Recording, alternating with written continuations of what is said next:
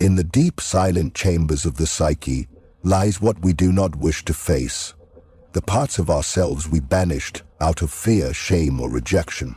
This is the shadow. It is not evil by nature, nor is it the enemy. It is the unlit mirror of our being, holding everything we have exiled from conscious thought. Every resentment you swallowed, every impulse you suppressed, every truth you denied, all live here, waiting not for revenge, but recognition. When we were children, we were told to be good, to behave, to fit in. We learned quickly what parts of us were acceptable and which parts were not. Anger? Hide it. Sadness? Swallow it. Doubt? Silence it. This is how the mask began to form. The ego, needing protection, constructed a version of the self that could survive the expectations of others. But the fragments that didn't make the cut didn't vanish. They were simply cast into the unconscious. There, in the underworld of the mind, the shadow grew. And as it grew, it found ways to make itself known, in sudden outbursts, in irrational fears, in dreams we couldn't explain, in the projections we cast onto others, blaming them for feelings that truly belonged to us. We met the shadow not as a friend, but as a stranger, disguised as every enemy we thought we had. You feared the people who betrayed you, not realizing you feared your own capacity to trust what was untrustworthy. You hated the liars, unaware of the lies you told yourself every day to stay afloat.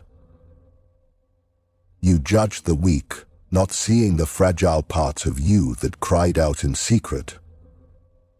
Every pain inflicted by others was a signpost, pointing inward. Not to blame yourself, but to know yourself. To integrate the shadow is not to defeat it, but to acknowledge it. To bring light into the places you once abandoned. The rage you suppressed might be the root of your boundaries.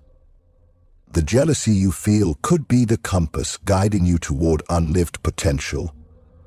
The sadness you buried may hold the map to your deepest longing. This is the process of becoming whole. It is not easy, nor clean. It is a descent into your own wilderness, a walk into your own chaos, armed only with honesty. But without this descent, you live as a fragment. You become reactive, brittle, vulnerable to the wounds of others. Every insult cuts deep, not because it's true, but because it touches something you've hidden from yourself. The world hurts you less when your shadow no longer hides in the dark, because you no longer fear being seen for all that you are. Not just the light, but the darkness too. You become less like glass, transparent, breakable, and more like earth, rooted, whole, able to absorb storm and sun alike. There is a reason the monsters in fairy tales live in caves and forests. These are metaphors for the unknown corners of the mind. The dragons you fear most are not outside of you. They are curled up beneath your thoughts, waiting for your courage. And when you finally face them, you do not destroy them. You reclaim them. You remember that you put them there long ago, when you believed the world could not handle your full self. The moment you step into that forgotten space, you begin to change. Slowly, quietly, like dawn breaking over a long night. The emotions you once ran from lose their grip. The people who once triggered your deepest fears no longer have power, not because they changed, but because you did. Because you've touched your shadow and did not look away. Because you've learned to say, yes, this is me too, and I will no longer live as half a soul. The ego is the architect of the mask. It is the part of the psyche that builds identity through distinction. This is me and that is not me. It draws borders between self and other, good and bad, control and chaos. In the early stages of life, the ego is not only necessary but vital. It gives us structure, It teaches us to survive. It helps us navigate a world that is unpredictable, often cruel, and filled with forces much greater than our understanding. The ego speaks in certainty, in rules, in definition. It creates a false stability to protect the fragile core of our being. But over time, the ego becomes a prison. The walls that once protected begin to suffocate. What was once a life raft becomes a cage. And the version of yourself you so carefully crafted starts to rot beneath the surface. The world begins to fracture around you, not because it has changed, but because your mask no longer fits. You begin to feel the dissonance between who you are and who you are pretending to be. And still, the ego resists. It resists death, for it equates death with annihilation. But these are illusions, born of the ego's fear of losing control. The death of the ego does not happen all at once. It is not a dramatic collapse, but a slow unraveling. It begins in moments of deep silence, when your usual defenses fail to rise. It happens when you are stripped of everything you thought defined you, your role, your success, your reputation, and you are left face to face with the formless self beneath. It happens when you suffer, and instead of blaming the world, you listen. You begin to notice the voice inside that is not afraid, the presence behind the thought, the awareness that does not cling to identity, but simply observes. This is not the voice of the ego, this is the self, the deeper, older consciousness that has no need for masks. It does not seek power. It does not fight for validation. It exists beyond the duality of winning and losing, good and bad. And once you hear this voice, even faintly, the ego's grip begins to loosen. Not because you force it, but because you see through it. The ego tells you, without me, you are nothing. But the self whispers, without me, you have never truly been. The ego seeks to avoid suffering, while the self seeks to understand it. The ego wants control, but the self finds peace in surrender. And as you move closer to this deeper awareness, the ego begins to die, not in violence, but in revelation.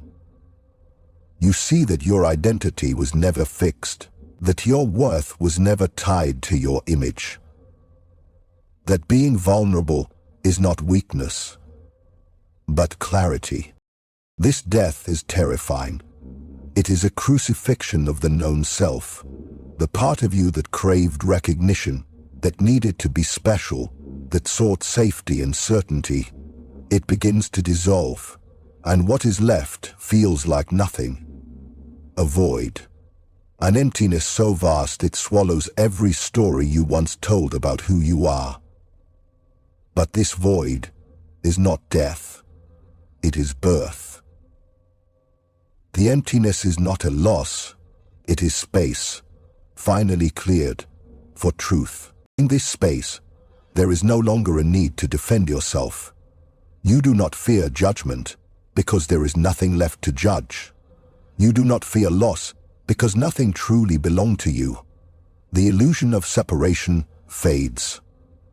You begin to feel, not as an isolated mind in a hostile world, but as a current within a larger ocean, no longer fragmented, no longer pretending, just being.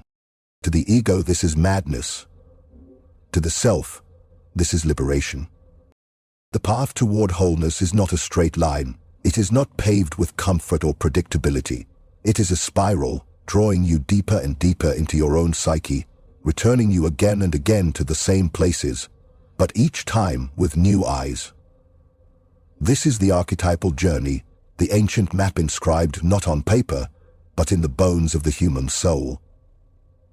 It is the journey every person takes, though few recognize it for what it is, for it is not about becoming someone new, but remembering who you were before the world told you who to be. This journey begins not with glory, But with a rupture, a fracture in the ordinary life, something fails, a relationship shatters, a dream dissolves. The identity you wrapped around yourself begins to fall away, and you are pulled into something vast and unknown. This is the call to adventure. Not the kind sung about in myths of heroes, but the silent call that comes when everything falls apart. When you are forced to ask questions you once avoided. Who am I, really? What do I actually believe in? Why am I here? At first you resist the call. You try to hold on to what is familiar. You cling to the routines, the masks, the false certainties.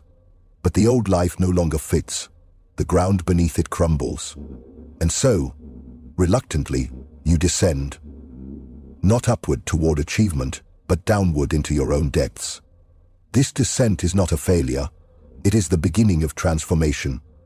You leave behind the surface world and enter the forest of symbols, dreams, wounds, and forgotten truths. In this descent, you encounter figures, not always literal, but always real. The inner tyrant, who tells you that you are not enough. The lost child, who mourns what was never given. The trickster, who forces you to laugh at your seriousness. These are not just memories or fantasies. They are archetypes, universal patterns of human experience, living within your own unconscious. They appear in myths, fairy tales, ancient stories. Because they are not bound by time, they live in you, just as they lived in every human before you. You are tested, not by monsters of flesh and blood, but by your own capacity to endure ambiguity. You are forced to face contradiction, strength born from surrender, freedom discovered in letting go, truth uncovered in silence. This is where many turn back. They try to rebuild the old self, to reassemble the shattered image.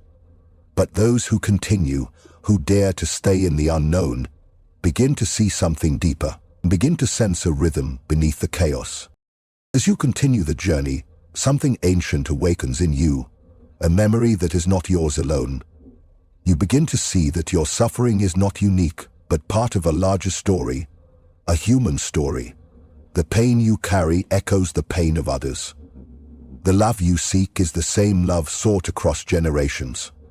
You are not alone in your grief or your longing. You are part of something greater, a lineage of souls, all seeking the same flame in the dark. Eventually, you reach the center, the still point. Here, you do not find answers, but presence. You do not find a new identity, but a silence that holds all identities. This is the symbolic death, the death of who you thought you were. The return is just as vital as the descent. You bring with you the gift, the wisdom earned in silence. The path of healing and awakening does not follow a straight line. It bends and twists through terrains that are ancient, symbolic, and deeply personal. Beneath the surface of every human life is a story that echoes through centuries. The journey of the soul through darkness, fragmentation, trial, and eventual reintegration. This is not a story created by culture, but one embedded in the psyche itself. It is older than language and deeper than reason. It begins in innocence, moves through suffering, and returns with wisdom. Every soul begins its journey in a kind of paradise, a state of unconscious harmony. The child, before trauma, lives close to wholeness, unaware of the fracture between inner and outer worlds. But life, in its raw form, is not meant to preserve innocence.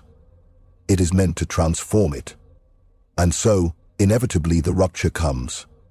A betrayal, a loss, a moment of pain so significant that it splits the psyche. This is the beginning of exile, the fall from Eden, the crossing of the threshold. The old self cannot return, but the new self is not yet formed. The journey begins here. He is the descent into the unknown. The outer world reflects the inner storm.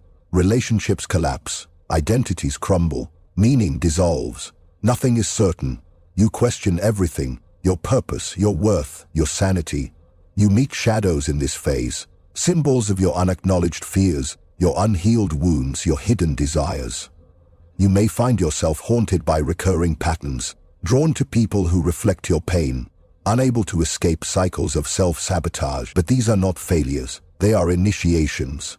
They are invitations to descend even deeper, to confront the underworld of the soul. In mythology, the hero always meets monsters in the depths. Dragons, serpents, witches, beasts. These are not mere obstacles. They are representations of inner forces, once denied, now demanding attention. To fight them blindly is to miss the point. They are not enemies to destroy, but aspects of the self to understand. You learn that survival is not enough. You must find meaning in the suffering. There is often a moment of complete collapse, the darkest night, the point at which you believe all is lost. But it is here, in this silence, that something stirs. A spark, a voice, a memory of wholeness buried beneath the pain.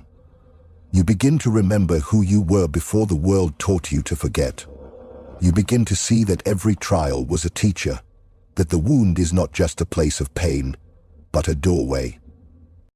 As you rise from this darkness, you do not return as the same person. You are scarred, but stronger, not in the brittle sense of resistance, but in the supple strength of acceptance. You no longer seek the perfection of the old self.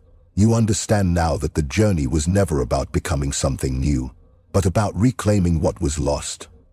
You walk back into the world with a quiet knowing, a softened gaze, a deeper compassion. You are not above others, but connected to them. Because you have seen your own suffering, you can now hold space for theirs. The return is the most sacred part of the journey. You bring back with you something more precious than victory. You bring truth. Not the kind of truth that can be spoken easily, but the kind that reshapes you from within. This truth lives in your presence, your choices, your silence. It informs how you love, how you forgive, how you live. The journey does not end. It repeats, deepens, evolves. Each cycle takes you closer to the center, closer to the source. Within the human experience, light and darkness are more than physical realities. They are the two great forces through which the soul understands itself. Light is consciousness, awareness, revelation. Darkness is the unknown, the hidden, the unconscious. Neither is good or evil. Both are necessary. Both are sacred.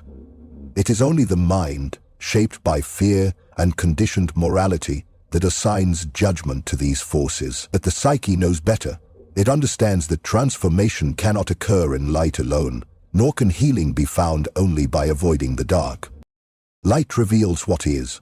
It illuminates, brings clarity, makes visible the forms and structures of life. It is the domain of logic, insight, reason, and truth. But light without depth becomes blinding. It burns, exposes, and demands constant explanation. It can become oppressive, demanding constant positivity, relentless certainty, and surface-level perfection. Many seek to live only in the light, clinging to clarity and avoiding anything that cannot be named or neatly understood. But to flee the darkness is to remain shallow, for it is in the dark that depth lives. Darkness is the soil of transformation. It is the womb of all beginnings. It is where mystery lives, where the soul retreats to heal, to gestate, to remember. The dark is where pain is felt, but also where wisdom takes root. When you are betrayed, abandoned, lost, when you enter depression or grief, you are entering the sacred space of the unconscious. Here, the light cannot follow. Here, only silence speaks. It is not a punishment, but a calling, a descent meant not to destroy you, but to dissolve what no longer serves. To walk into darkness willingly is an act of spiritual courage. It is to say, I will face what I fear. I will feel what I have numbed. I will meet what I have hidden. In this sacred darkness, the shadows of the past emerge, not to haunt, but to heal. They ask to be seen, heard, embraced.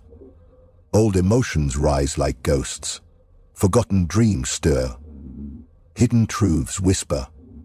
The person you once buried returns, not as a threat, but as a guide.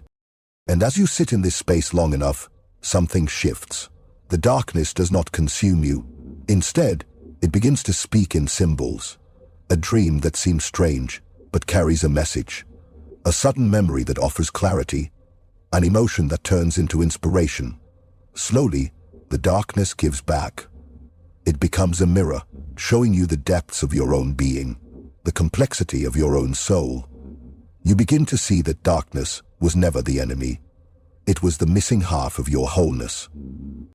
True light is born in this way, not as avoidance of darkness, but as the integration of it. It is the light that understands shadow, that does not fear it, that walks beside it with humility.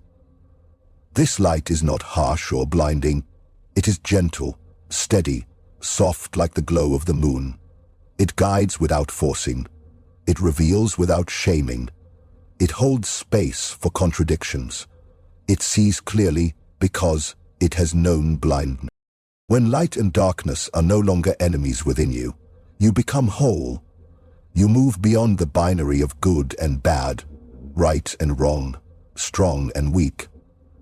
You become something deeper, a presence that holds opposites without being torn by them. You stop dividing yourself. You stop pretending. You walk with both sun and night inside you. And through this union, something greater than either is born. The soul does not long for perfection. It does not seek to be flawless, unbreakable, or immune to pain. What the soul longs for is wholeness. A return to the state where nothing within is rejected, where all aspects of the self are seen, known, and integrated into a single harmonious existence. This is the process of individuation, the slow, often painful unfolding of the true self beneath the layers of conditioning, expectation, and fear. It is not a path to becoming someone new, but to remembering who you have always been beneath the armor of identity. Individuation begins when you grow tired of pretending, when the external roles you've performed, child, partner, achiever, survivor, no longer feel real, when the desires you chase feel hollow and success no longer feeds your soul. There is a quiet cracking, a subtle unraveling.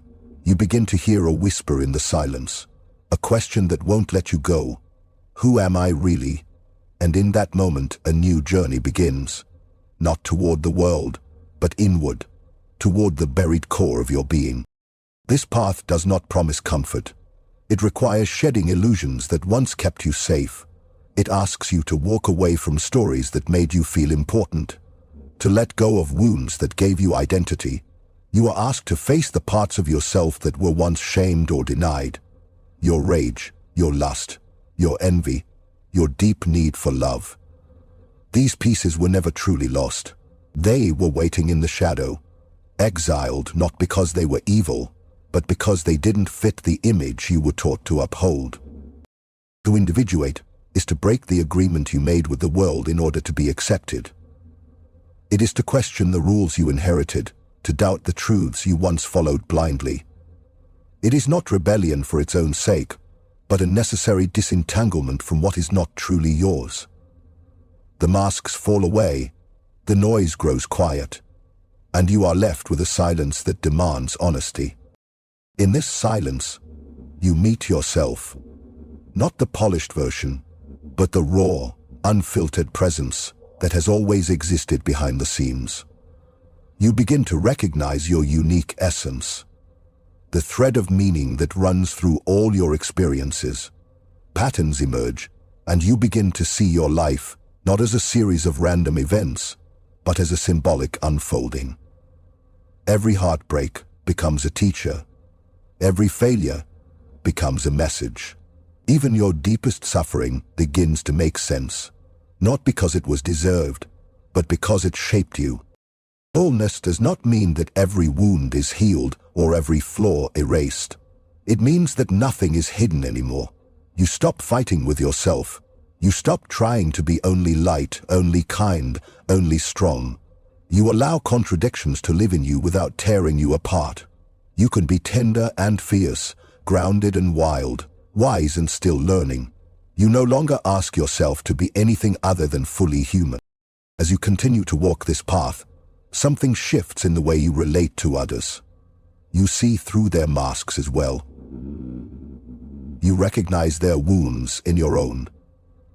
Compassion deepens, not because you've become better, but because you've become real. You no longer need to prove your worth. You no longer seek completion in others. You can love without possession, listen without judgment, hold space without control. Individuation brings a kind of quiet strength, a rootedness. You no longer fear being alone because you are finally at home within yourself. You carry your own center with you. The opinions of others lose their grip, not because you become indifferent, but because you are no longer dependent on external validation. You know your path. You trust your inner voice. And even in uncertainty, you remain whole. The world around you may not understand this transformation. To those still living in the performance, you may seem strange, even dangerous. But you are not here to be understood. You are here to be whole, to live from the deep well of your own being, to let life flow through you without resistance, to bring into the world the medicine only you can offer, because no one else has lived your story. No one else carries your exact constellation of wounds and gifts. Individuation is not an achievement. It is not something to win or display. It is a sacred lifelong unfolding, a spiral that deepens with time. You may revisit old patterns, old pain, but each time you return, you do so with more awareness, more presence, more love for the self that once suffered in silence. The journey is circular, not linear, but every return brings you closer to center. There comes a point in the soul's journey when the battles cease, not because the world has changed, but because you have. The pain that once controlled you no longer defines you. The masks you wore to survive have fallen away, and what remains is not a perfect being, but an integrated one, whole in shadow and in light. You have walked through the fire of self-deception, laid your ego to rest, descended into the depths of your unconscious, and emerged not untouched, but transformed. You no longer look outward for safety, for you have found sanctuary within. You no longer beg for love, because you are in union with yourself. Nothing and nobody will ever hurt you again in the way they once did. Not because harm no longer exists, but because you no longer abandon yourself when it arrives. You meet it with awareness. You hold it with depth. You allow it to pass through without identifying with its chaos.